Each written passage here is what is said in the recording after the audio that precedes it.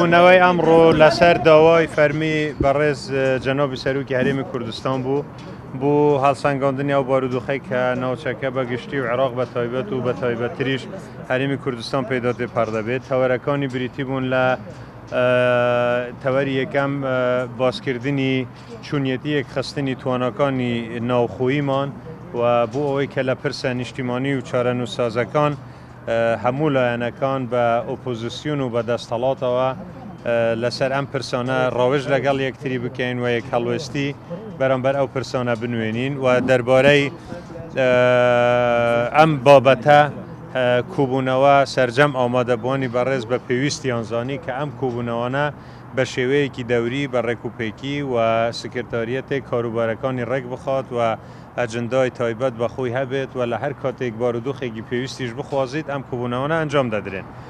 دەربارەی پەیوەندیەکانی هەرێمی کوردستان لەگەڵ حکوومەتی اتحادی کە تەوەرێکی گرنگی باسکردن بوو ئەوە بووە کە توانەکانی هەرێم یەک بخرێت و هەوڵ بدرێت بوو هەموو کۆک بوون لەسەر ئەوەی کە فیدراسیۆنی فراکسیونە کوردستانیەکان ئێتیلافێکی فراکسیونە کوردستانیەکان لە بەغدا پێک بهێنرێت و بە یەکەوە داوای مافەکانی گەلی کوردستان بکرێت لە مەسەلەی بودجە لە مەسەلەی چارەسەرکردنی ناوچەکە کوردستانیەکانی دەرەوەی ئیدارەی هەرێم بە پێی دەستور و لە هەر پرسێکی در کە مافی هەرێمی کوردستانە و سوود لە توانا و یەکدەنگی هەرێم لە بەغدا وەربگیرێت لە سەرۆکایەتی کومار لە ئەنجومەنی وەزیران لە ئەتیحادی و لە نوێنەرانمان لە پەرلەمان واتە هەرچیەکی کەوا کوردستان لە بەغدا هەیە کوی بکاتەوە توانەکانی یەک بخات بە یەک گوتار و